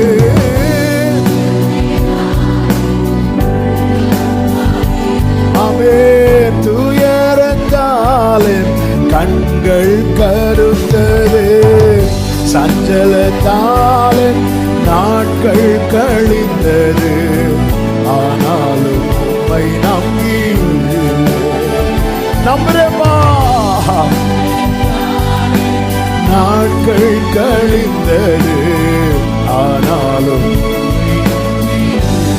நானோ கர்த்தாவே, நானோ கர்த்தாவே உம்மை நம்பியுள்ளே, நீரே என் தேவன் என்று சொன்னேன். அநேகர் சொல்லும் அவதூரை கேட்டேன், ஆனாலும் நான் நம்புறேன்ப்பா. இந்த வழியிலிருந்து ஒரு விடுதலை நீங்க தருவீங்க. நீங்க என் வலது பக்கத்துல வந்து நிற்பீங்க. நீங்க இளைப்பாறுதலை கட்டளையிடுவீங்க. ஆகாதவன் என்று தள்ளப்பட்டேன், ஆகாதவன் என்று செத்தவனை போல மறக்கப்பட்டேன். ஆண்டவரே, மறக்கப்பட்டேன். ஆமென். செத்தவனை போல் நான் மறக்கப்பட்டேன், உடைந்த பாத்திரத்தை போல் நான் ஆனேன், ஆனாலும் உம்மை நம்பியுள்ளேன். ஆனாலும் நம்புவேப்பா. உடைஞ்சது உண்மைதான், ஆனால் நீங்க இருக்கிறீங்க ஆண்டவரே, நீங்க இருக்கிறீங்க ஆண்டவரே. ஆனாலும் நம்பி சொல்லுங்க, என் காலமும் கரத்தில், என் காலமும் கரத்தில் என்று அறிவே, நீரே என் நம்பிக்கை என்று நான் சொல்வேன். ஆமென். நீரே என் நம்பிக்கை. நீர் வர இன்னும் நான் காத்திருப்பேன், உம் நன்மை கண்டு நான் மகிழ்வேன். எத்தனை பேர் நம்புறீங்க? ஹல்லேலூயா. அவர் வருவார், உம் நன்மை கண்டு நான் மகிழ்வேன். ஆமென். நானோ கர்த்தாவே உம்மை நம்பியுள்ளே, நீரே என் தேவன் என்று சொன்னேன். அநேகர் சொல்லும் அவதூரை கேட்டேன், ஆனாலும் உம்மை நம்பியுள்ளே. அநேகர் சொல்லும், ஆனாலும் இப்ப சொல்லுங்க, ஒருபோது கைவிடா, ஒருபோது கைவிடா. உனக்கு பாதை தெரியாத போது, ஒண்ணு இல்லாத போதும், ஆபத்து சூழும் போதும் கர்த்தர் வாக்கு கொடுக்கிறார். நான் கைவிட மாட்டேன், நான் கைவிட மாட்டேன், நான் கைவிடவே மாட்டேன். ஆமென். ஒரு தாய் தேற்றுவது போல் என் நேசர் தேற்றுவார். ஒரு தாய்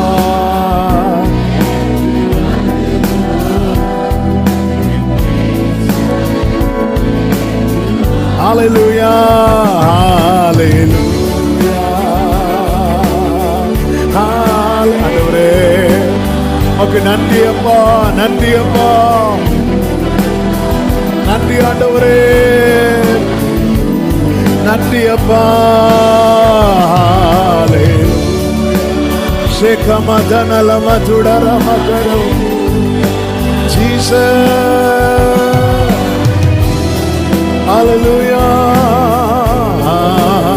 நல்ல கைகளை தட்டி தேவனுக்கு மகிமை. முழு பலத்தோடு, முழு பலத்தோடு. ஆமென், ஆமென். ஹல்லேலூயா, ஹல்லேலூயா, ஹல்லேலூயா, ஹல்லேலூயா. நன்றி ஆண்டவரே, நீரின் பக்கத்தில் நிற்பேன். நான் உம்மை நம்பி இருக்கிறேன். நானோ கர்த்தாவே உம்மை நம்பி, நீரே என் தேவன் என்று அநேகர் சொல்லோ, ஆனாலும் ஆண்டவர் நீங்க மட்டும் இல்லாம இருந்தா, ஆண்டவர் சொல்லுகிறார் செப்பனியாவை கொண்டு, சிறுமையும் எளிமையுமான ஜனத்தை நான் மீதியாக வைப்பேன். இன்னும் வச்சிருக்கிறார்ல, நம்பிக்கையை விட்டுறாத. கர்த்தருடைய ரட்சிப்புக்கு நம்பிக்கையோட காத்திரு. நிச்சயமாக முடிவு உண்டு. உன் நம்பிக்கை வீண் போகாது. ஆமென், ஆமென். பரிசுத்த பிதாவே, நல்ல தகப்பனே, நன்றி நிறைந்த இருதயத்தோடு உம்மை துதிக்கிறோம், ஸ்தோத்தரிக்கிறோம், மகிமைப்படுத்துகிறோம், வாழ்த்துகிறோம். நீர் நல்லவர், உங்க கிருபை பெரியது. உங்க சமூகத்தில் கொண்டு வந்தீர், பாட, துதிக்க, ஆராதிக்க, செபிக்க வைத்தீர். எங்களோடு பேசினீர். எங்களை நினைக்கிறவர், எங்கள் விண்ணப்பத்துக்கு பதில் தருகிறவர், எங்களை பாதுகாக்கிறவர், எங்கள் வழக்கை காரியங்களை விசாரிக்கிறவர், எந்த நிலையிலும் எங்களை கைவிடாதிருக்கிறவர். நீங்க எங்க பக்கத்துல இருந்தா நாங்க வாழ்ந்துருவோம்பா, நாங்க வாழ்ந்துருவோம் ஆண்டவரே. எங்க வள பக்கத்துல நீர் இருப்பீராக. அப்படி ஒவ்வொருவரும் நீர் இருப்பதை ருசித்து உணர்ந்து அனுபவித்து அறிய கிருபை செய்யும் ஆண்டவரே. ஆண்டவரே அப்பா, நுகம் சுமந்து கொஞ்சம் கூட இளைப்பாறுதல் கிடையாமல் ஆண்டவரே, பல நாட்களாய், மாதங்களாய், வருடங்களாய் வலியோடு இருக்கிறவர்களுக்காக இன்னைக்கு கர்த்தர் தீர்க்க தரிசனமா இந்த வார்த்தையை பேச வைத்து ஜெபிக்க வைத்திருக்கிறேன். இந்த 2025 இந்த நுகத்தை நீர் முறிக்க போகிறீர். இந்த கழுத்திலிருந்து எடுக்க போகிறீர். இளைப்பாறுதலை கொடுக்க போகிறீர். அதற்காக உமக்கு ஸ்தோத்திரம் ஆண்டவரே. சாட்சியாய் நிறுத்தி ஒவ்வொருவரையும் ஆசீர்வதி. அநேகர் வெளியூர்ல இருந்தெல்லாம் வந்திருக்கிறாங்க. பிளஸ் பண்ணுங்கப்பா. ஆன்லைன்ல இணைந்து இருக்கிறவங்களை பிளஸ் பண்ணுங்க. எல்லார் மேலையும் கிருபை உண்டாகட்டும். நாமத்தை மகிமைப்படுத்தும். கன, மகிமை, துதி, ஸ்தோத்திரங்கள் அனைத்தும் ஒருவருக்கே செலுத்துகிறோம். இரட்சகர் இயேசுவின் நாமத்தில் பிதாவே, ஆமென். என் ஆத்துமாவே கர்த்தரை ஸ்தோத்திரி, முழு உள்ளமே அவருடைய பரிசு நாமத்தை ஸ்தோத்திரி. என் ஆத்துமாவே கர்த்தரை ஸ்தோத்திரி, கர்த்தர் செய்த சகல உபகாரங்களை மறவாதே.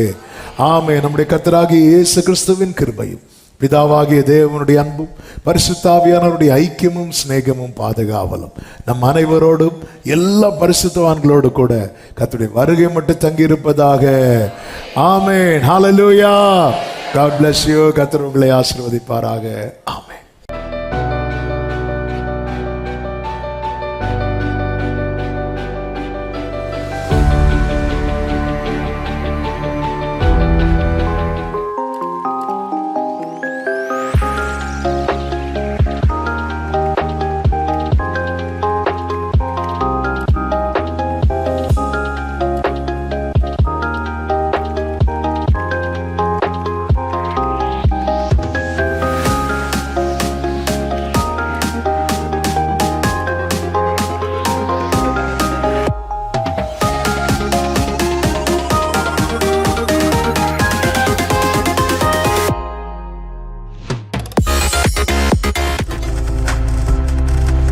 நீங்கள் பார்த்து கொண்டிருப்பது உங்கள் ஜாய் டிவி. உங்கள் துக்கம் சந்தோஷமாய் மாறும்.